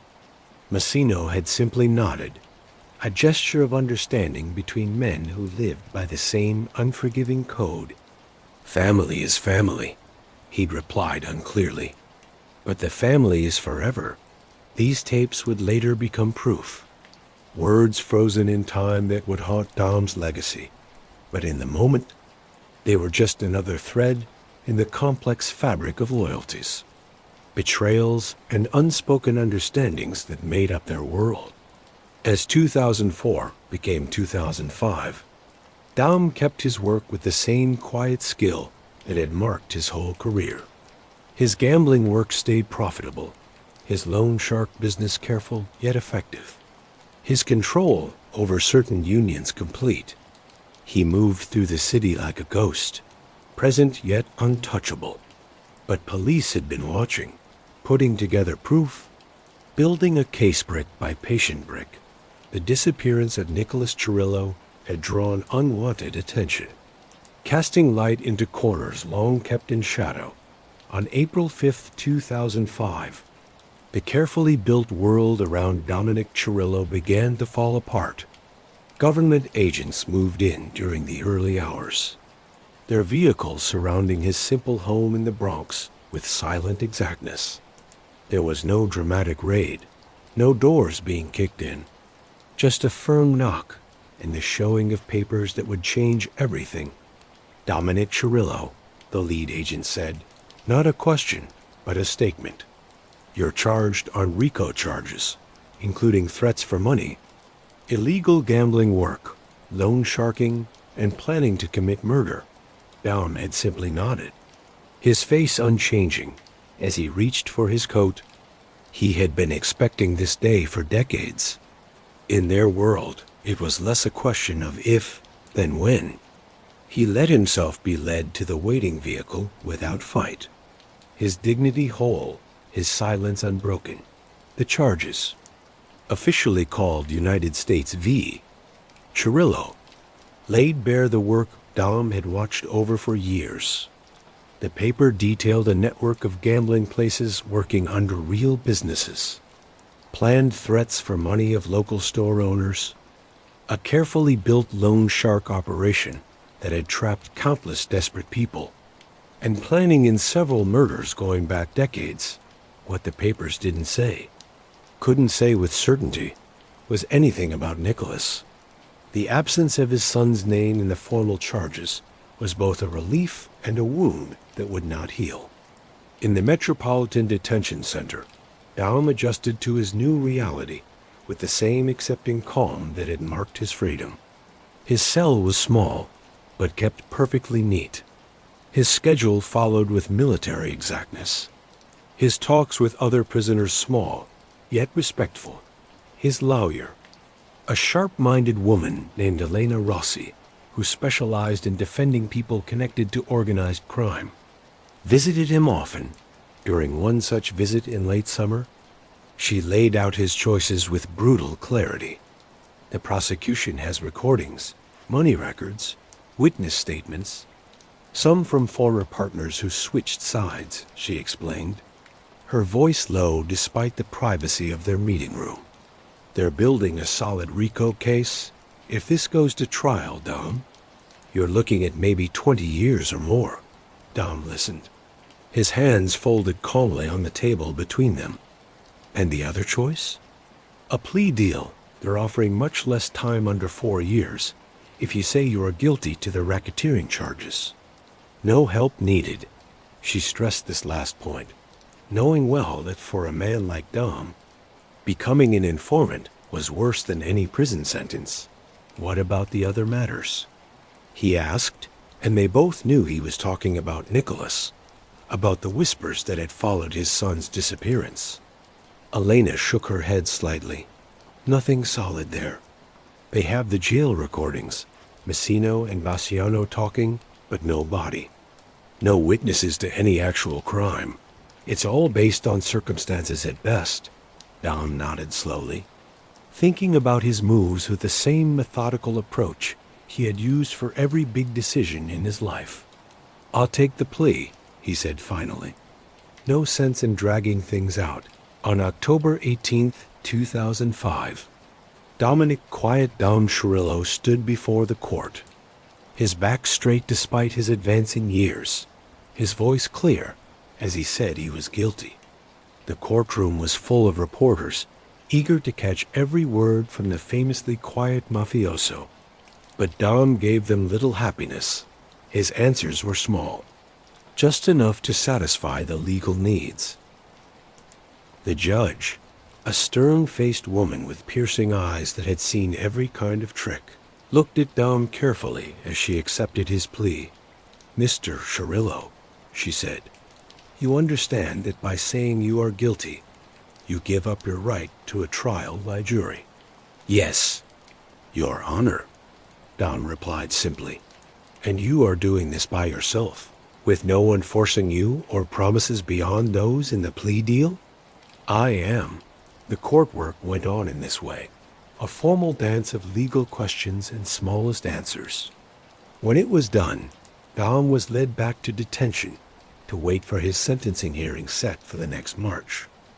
During those months in between, Dom got few visitors. Old partners kept their distance, wary of drawing more watching to themselves. Family members came, sometimes cousins, nieces, nephews, but these visits were often strained, filled with unasked questions about Nicholas. Only his sister Maria stayed constant, visiting as often as allowed, bringing with her the smell of home-cooked meals she could no longer share with him, and news about family matters that seemed more and more distant from his current reality.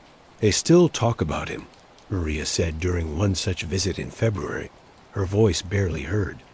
"Nicholas, the neighborhood still wonders." Dom reached across the table to briefly touch his sister's hand, a rare show of physical affection.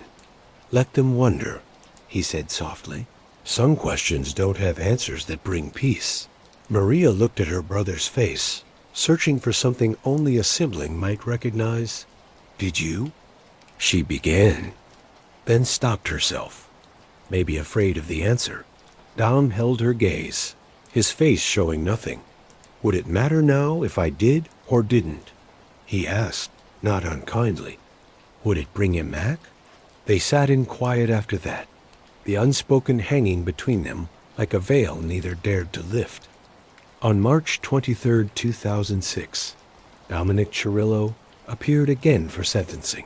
The courtroom had fewer spectators this time, the news cycle having moved on to fresher stories. But for those present, the moment held weight, the possible last public appearance of a man who had been a part of New York's hidden history for over half a century. The judge spoke, giving a 46-month sentence exactly as agreed in the plea deal, along with a $75,000 fine. Dom got the news with the same plain face he had kept through the court work. As he was led from the courtroom, a reporter called out, "Mr. Cirillo, any comment on the claims about your son?" Dom paused just for a moment and turned slightly toward the voice. The courtroom seemed to hold its breath, waiting for the rare sound of quiet Dom, breaking his silence on the matter that had interested the public.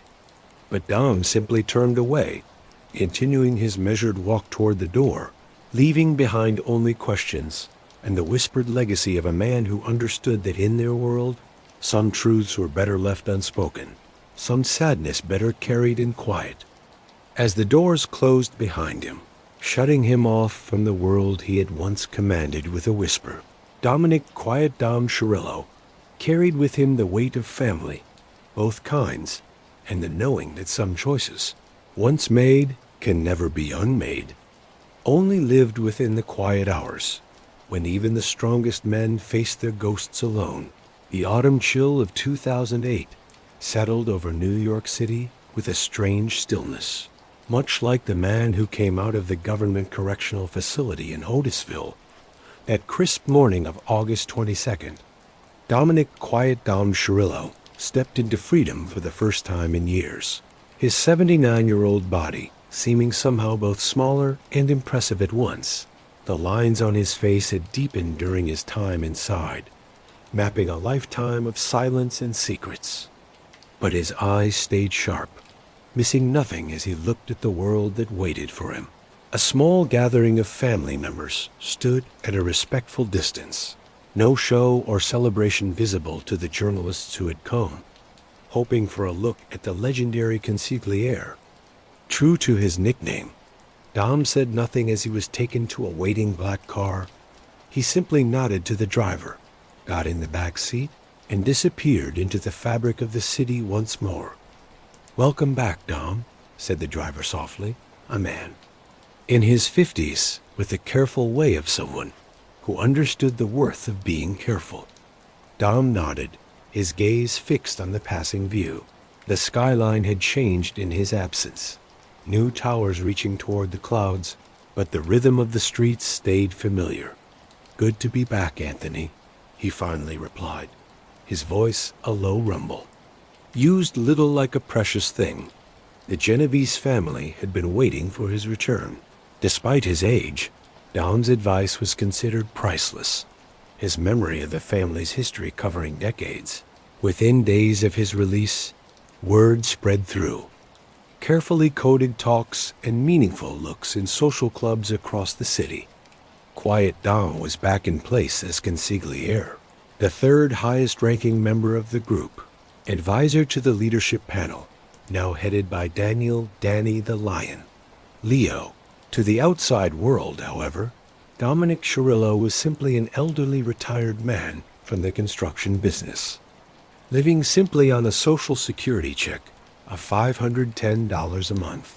His apartment in the Bronx was plain, the furniture worn, but well kept.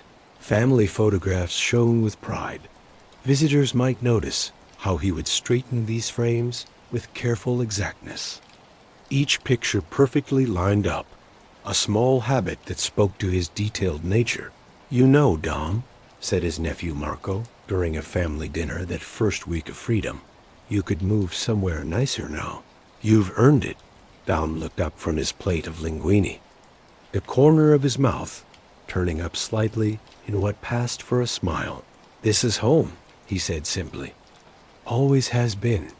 What Marco and most others didn't see was how Dom would sit by his window in the evenings, watching the street below with careful eyes, noting the same unmarked car that would appear every few days, the agents inside growing bored with the sameness of watching. Dom understood patience better than most. It had been his friend through his life, through rises and falls, through violence and peace. He could outweight anyone. In the back room of a social club in Little Italy, Daniel Leo leaned forward across a marked wooden table, his voice barely above a whisper. "We've missed your advice, Dom. Things got tricky while you were away." Dom nodded, taking in the information without showing his thoughts. The family had faced pressures from police, inside power fights, and the ever-present challenge of changing to a changing world, where the old ways were more and more hard to keep. "The younger guys," Leo went on, "they don't understand the worth of keeping quiet, of building respect slowly. They want everything now." "It's always been that way?" Dom replied, his words measured. "Young men rush, old men wait. Our job is to teach them the difference between surviving and doing well." Leo nodded, relief visible in his eyes. This was why they had waited for Dom's return. His wisdom wasn't flashy or dramatic. It was rooted in decades of watching and careful thinking. He understood the delicate balance of power, the importance of how people see you, and the worth of planned silence. As autumn became winter, Dom settled into a rhythm. His mornings began early with a walk through the neighborhood, saying hello to the store owners and people who lived there with the dignified nod of a respected elder. Few outside certain circles knew of his place within the Genovese family, and he liked it that way. Being unknown had always been his strongest shield. By December, the leadership changes had shifted. Daniel Leo's influence was fading because of legal troubles, and the rise of Liborio Barney Bellomo was becoming more and more clear. Dom watched these changes with the detached eye of someone who had seen many such times, giving guidance when asked, but never going too far. "What do you think of?" "Bellomo?" asked a captain named Vincent during one of their not-frequent meetings. Dom thought about the question, taking a slow sip of espresso. "He understands changing," he finally said. "That's needed now." The truth, which Dom kept to himself, was that he saw in Bellomo some of the qualities that had let the family last while others stumbled. A mix of traditional values and modern thinking, respect for the old ways with knowing that survival needed growth. Dom had always believed the strongest trees were those with deep roots and bendable branches. As 2009 began, rumors went around within certain police circles that Dom had for a short time taken back acting boss duties during the change time. The FBI field office in New Jersey made reports listing him only as consigliere, but the whispers stayed. Dom himself never talked about such guessing. Denying would only make it seem true, and agreeing was unthinkable. In truth, Dom's job was more complex than any organizational chart could show. He was a living archive of family history, a counselor whose advice was asked for by people at all levels of the group, and a calming presence during unsure times. His power came not from any formal title, but from the respect he had earned through decades of loyalty and being careful. Spring brought new watching, younger agents replacing the familiar faces Dom had grown used to seeing.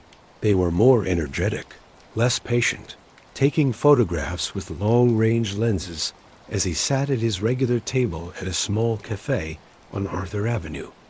"They're watching you again, Uncle Dom," said his granddaughter Sophia as she joined him one afternoon.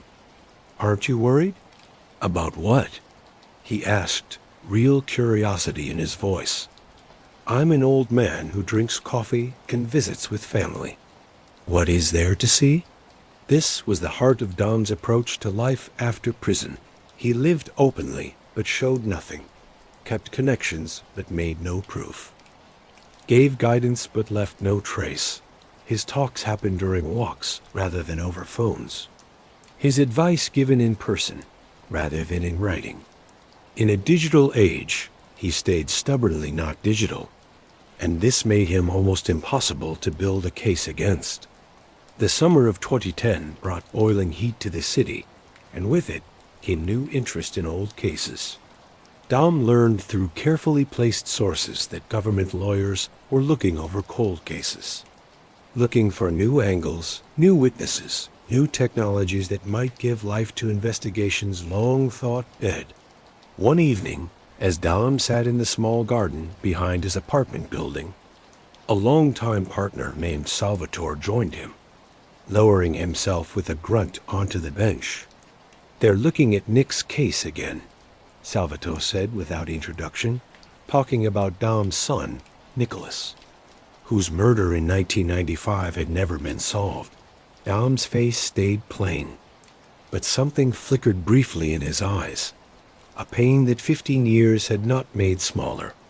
"They won't find anything they didn't find before," he said quietly. "They're saying they have new science techniques. DNA stuff that wasn't there then." Dom nodded slowly. "Science changes. Facts don't." What stayed unspoken between the men was the complexity of Dom's place. His son's murder had happened during a rough time in family history, and the list of possible enemies had been long.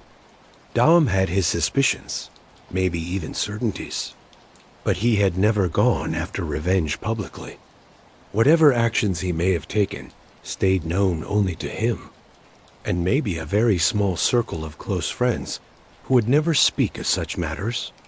By early 2011, the FBI formally opened again the investigation into Nicholas Cirillo's murder. Dom got a visit from 2 agents at his apartment, their approach professional but determined.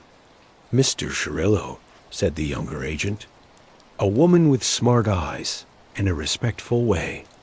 We believe new proof may help bring your son's killer to justice. We'd like to ask for your help." Dom looked at them silently for a long moment. "My son has been gone for 16 years, he finally said. "I've made my peace with God about it. Sir," the older agent pressed gently, "any information you could give might help us close this case." For Nicholas's sake, Dom's expression softened almost without being seen at the mention of his son's name. "I appreciate your care for my family," he said, "but I have nothing to add to what I told your coworkers years ago." When pressed more, Dom politely but firmly used his Fifth Amendment rights. Ending the talk, after the agents left, he sat alone in his living room, looking at a photograph of Nicholas smiling, full of life, forever young. The pain of that loss had never gotten smaller, merely been contained, separated in a way that let him keep working. That evening, Dom visited the grave of his son, standing in silent talk as the setting sun cast long shadows across the cemetery. An observer might have noted how his lips moved slightly, maybe in prayer, maybe in a private conversation with the son taken too soon. Whatever words passed between them stayed another of Dom's many secrets. As the years went on, Dom's physical presence in organizational matters slowly got smaller, though his influence stayed strong. By 2013, he had made a routine that let him balance his health worries with his duties. Younger family members would visit him at home, seeming to check on an elderly relative, but in reality to ask for guidance on matters ranging from business fights to personal conflicts. "The old man sees everything," one partner was overheard saying to another. "Nothing gets past him, even now." Indeed, Dom's ability to judge situations and people stayed amazingly accurate. He could spot lying in the smallest shift of expression, disloyalty in the most careful choice of words. This gift had helped him well through his career and kept making him valuable despite his advancing age. By 2015, at the age of 86, Dom made the decision to step down formally from his job as consigliere.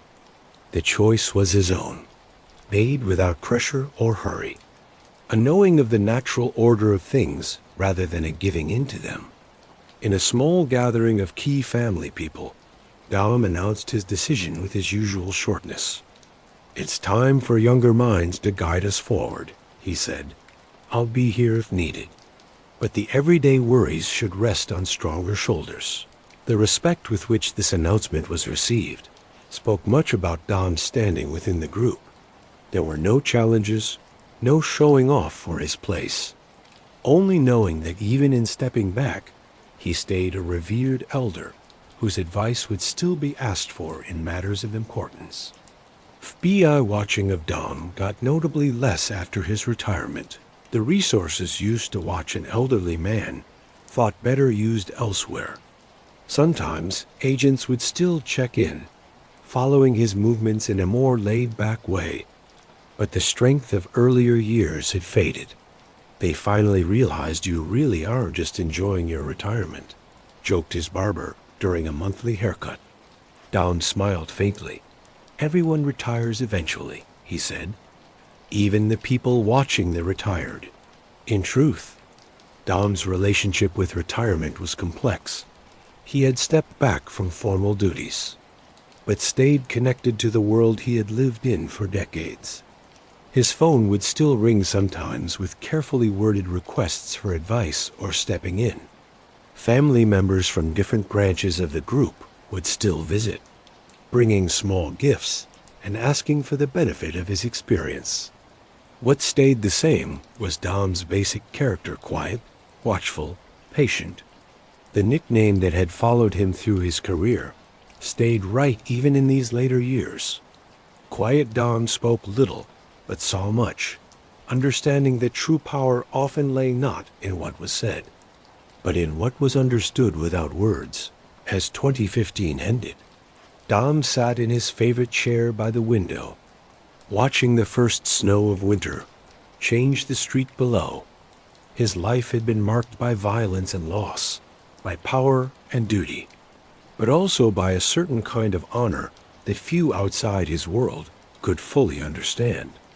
He had kept his silence through questions and trials, through imprisonment and watching, through personal tragedy and group change.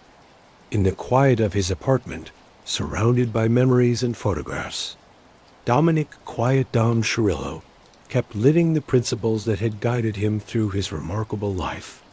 As the winter sun cast long shadows across the weathered buildings of Arthur Avenue in early 2016, Dom sat by his window, watching the world with eyes that had seen the change of the American hidden world over decades. The apartment was simple but very clean, much like the man himself. At 86 years old, Dominick's face carried the map of his journey, deep lines cut by time, eyes that showed little but watched everything. His hands, once strong enough to ask for respect with just a gesture, now showed the delicate blue veins of age, though they stayed surprisingly steady as he sipped his espresso from a small ceramic cup. The television hummed softly in the background, a news anchor discussing a government case in the Southern District of New York. Dom's name had been mentioned in passing, a ghostly echo from the past in connection to the Palomo Captain murder investigation. Yet no new charges came his way. The authorities had long memories, but so did Dom. He had outlived many who had tried to bring him down, outlasted investigations that had used up younger men. They still remember you. "Papa," said his daughter Maria, who visited him daily. Bringing fresh bread and the comfort of family, she placed a hand on his shoulder, her touch gentle against the fine fabric of his shirt. Dom nodded, a slight movement that agreed with both her comment and the weight of history. Memories are long in our world, Maria, but memories aren't proof. She had grown up understanding there were parts of her father's life that existed in a different place, a world of shadows and unspoken rules. Yet, in her eyes, he had always been simply Papa, the man who never missed the family dinner, who taught her to value loyalty above all else. "Anthony called this morning," she said, talking about Dom's grandson. "He's bringing the children on Sunday." A rare smile softened Dom's features. "The little ones, they bring life to these old rooms." Outside on the street, a black car slowed as it passed the building. Dom noticed it without appearing to look directly at it. An old habit that had kept his life through decades of possible threats. The car went on, likely nothing more than a curious watcher, hoping to catch a look at the legendary figure who had once helped shape the Genovese crime family's future. "They still come by sometimes," Dom said quietly, "looking for ghosts." "You're not a ghost, Papa. You're right here." "To some I'm already a memory," he replied, his voice carrying the slight roughness of age, but none of its weakness. "And that's how I prefer it, in the years between 2016 and 2023. Dom's name would sometimes come up in government court papers, a historical reference point in cases involving younger members of the group he had once helped guide. Each mention sent ripples through certain circles, reminders that even in his advanced age, Quiet Dom stayed a person of importance in the stories of organized crime. Yet unlike many of his contemporaries who had wanted the spotlight, Dom had always understood the worth of silence. In a world where many gangsters looked for publicity through showy displays of wealth or power, Dom had moved like a shadow, doing business with a whisper rather than a shout. This thinking had not only made his career longer, but had likely made his life longer, letting him reach his 90s while many of his peers had fallen decades earlier. As 2020 came closer, bringing with it a worldwide pandemic that would reshape daily life for millions, Dom's world got even smaller. Already living a fairly alone existence, the lockdowns merely made official what had been his choice for years. His family made a protective circle around him, making sure his safety while keeping the connections that gave meaning to his final years. During this time, rumors sometimes came up online about Dom's passing. In 2019, several mob forums and social media accounts reported his death, spreading the news with the fast efficiency of the digital age. The irony wasn't lost on Dom's inner circle. A man who had lived by controlling information now found himself subject to the uncontrollable spread of wrong information. "They've killed me off again, it seems," Dom said to his longtime friend Vincent when they spoke by phone after the rumors had been proven wrong. His voice carried a touch of amusement. Vincent himself, in his 80s and one of the few remaining men who remembered the old days, chuckled. "Maybe it's better they think you're gone, Dom. Less attention that way." "I've never minded being thought less of," Dom replied, "or overlooked completely." This thinking had guided Dom through decades in a group where many had fallen to police or rival groups. While showy leaders like John Gotti had caught headlines and finally long prison sentences, Dom had worked with a subtlety that kept him largely beyond the reach of lawyers. Even as he held big influence within the Genovese family, by 2021, Dom's public appearances had become more and more rare. He was sometimes seen going to Mass at Our Lady of Mount Carmel church or sitting in the small park near his home when weather allowed.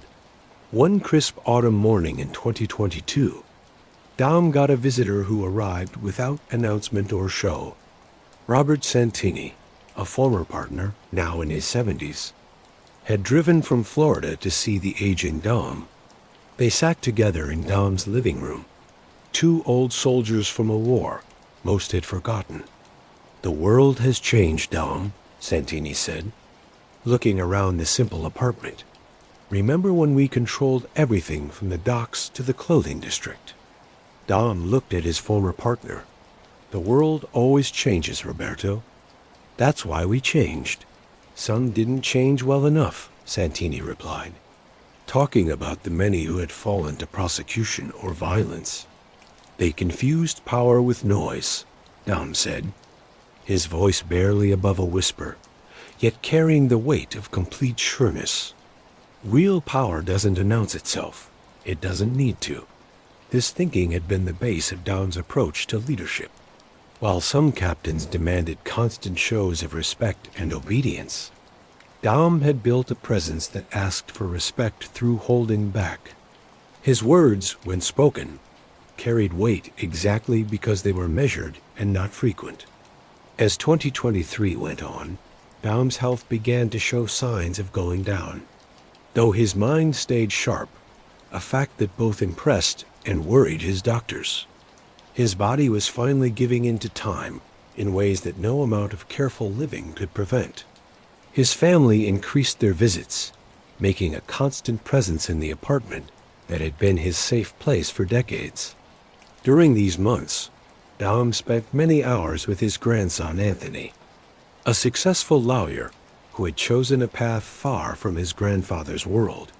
Their talks often turned to family history, with Dom sharing stories of his parents' move from Italy and their struggles to make themselves in America. They came with nothing but hope. Dom told Anthony during one such talk, everything they built with their hands and their will. What stayed unspoken was how Dom had chosen a different path to power than his hard-working parents had imagined. Yet there was no judging in these moments, only the passing of family story from one generation to the next, making sure that while certain parts of Dom's life might fade into shadow, the heart of his family's journey would last. In December 2023, as holiday decorations brightened the neighborhood and families gathered to celebrate, Dom got news that one of his few remaining contemporaries had passed away, the death of Lorenzo Bianchi, a man who had walked alongside Dom through decades of the group's history, hit him with unexpected force. We made a promise once, Dom told his daughter Maria as they sat together that evening. Lorenzo and I, we promised each other we would never talk, never break our code, no matter what pressures came our way. Maria took her father's hand. And you kept that promise? Dom nodded slowly. We understood something many of the younger ones never got. Silence is not just protection, it's respect for the life we chose, for the people who trusted us, even for ourselves. His days settled into a predictable pattern in those final weeks. Each morning began with espresso and the newspaper, followed by a short walk when weather allowed, always with a family member or trusted friend. His hunger had gotten smaller, but he insisted on proper meals, often made according to recipes that had been in the family for generations. On January 12th, Dom spent the evening with his immediate family, including his great-grandchildren, who filled the apartment with laughter that seemed to temporarily erase the weight of years from his shoulders. People there would later remember how he seemed especially present that night, telling stories from his childhood with unusual liveliness and asking for a proper family photograph. Remember who you are, he told the children before they left. Family is everything. 2 days later, on January 14th, 2024, Dominick "Quiet Dom" Cirillo passed away peacefully in his sleep. The man who had lived his life avoiding headlines left this world with the same care that had defined his existence. His death was noted in a simple funeral home announcement in the Bronx and in columns dedicated to following organized crime activities. The funeral, held 3 days later, was a study in undignified dignity. No fancy flower arrangements or showy displays of sadness marked the passing of one of the last old-school dons. Instead, family members and a selected group of partners gathered to pay their respects to a man who had valued whispers over headlines through his remarkable life.